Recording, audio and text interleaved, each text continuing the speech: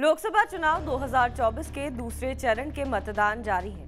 दूसरे चरण की वोटिंग के लिए 13 राज्यों की 80 से ज्यादा सीटों पर वोटिंग हो रही है। इस चरण में 15.88 करोड़ वोटर शामिल हैं, जिनमें 8.08 करोड़ पुरुष और 7.8 करोड़ महिलाएं वोटर हैं। कुल 7 चरणों में चुनावी मतदान प्रक्रिया संपन्न होगी। सभी सीटों पर पड़े वोटों की गिनती 4 जून को होगी।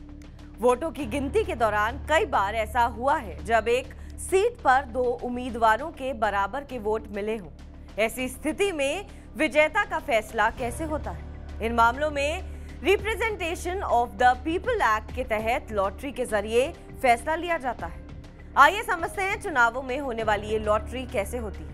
निर्वाचन क्षेत्र में चुनाव कराने के लिए रिटर्निंग ऑफिसर यानी कि आरओ जिम्मेदार होता है। वोटों की गिनती भी उसी की जिम्मेदारी होती है। Representation of the people act का सेक्शन 64 के मुताबिक हर एक चुनाव में जहां मतदान होता है, वोटों की गिनती रिटर्निंग अधिकारी की देखरेख में होती है। इसके अलावा ये धारा प्रत्येक चुनाव लड़ने वाले उम्मीदवार, उसके चुनाव एजेंट और उसके गिनती एजेंटों को वोटों की गिनती के दौरान उपस्थिति रहनी जरूरी है।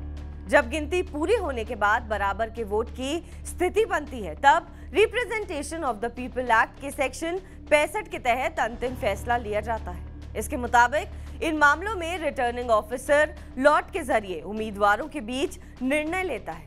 लॉटरी सिस्टम में बराबर के वोट पाने वाले उम्मीदवारों के नाम वाली पर्चियों को एक बॉक्स में रखा जाता है। फिर बॉक्स को हिलाने के बाद रिटर्निंग ऑफिसर उसमें से एक पर्ची निकालता है। जिस भी उम्मीदवार के नाम की पर्ची निकलती है, उसके नाम एक अतिरिक्त वोट मान लिया जाता है। इस तरह लॉटरी के जरिए एक वोट बढ़ने पर 2 में से एक उम्मीदवार को विजेता घोषित कर दिया जाता है।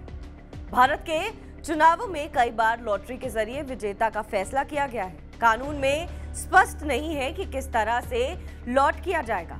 बराबर के वोट मिलने पर रिटर्निंग ऑफिसर बॉक्स में पर्ची रखकर या सिक्का उछालकर किसी भी तरह फैसला ले सकता है। साल 2018 में सिक्किम के पंचायत चुनाव में 6 सीटों पर सिक्का उछालकर विजेता का चयन हुआ था। इन सभी पर उम्मीदवारों के बीच टाई की स्थिति थी। फरवरी 2017 में भी बीएमसी के चुनाव में ऐसा एक मामला सामने आया। उस समय बीजेपी उम्मीदवार अतुल शाह और शिवसेना के सुरेंद्र के बीच कांटे का मुकाबला फंस गया। दोनों उम्मीदवारों को बराबर के वोट मिले थे। इसके बाद लॉटरी से अंतिम फैसला हुआ और अतुल शाह को विजेता घोषित कर दिया गया। बहरहाल, आपको हमारी खबर कैसी लगी कमेंट सेक्शन पर जरूर बताएं। देश विदेश की तमाम बड़ी खबरों के लिए आप देखते रहिए TV9 डिजिटल।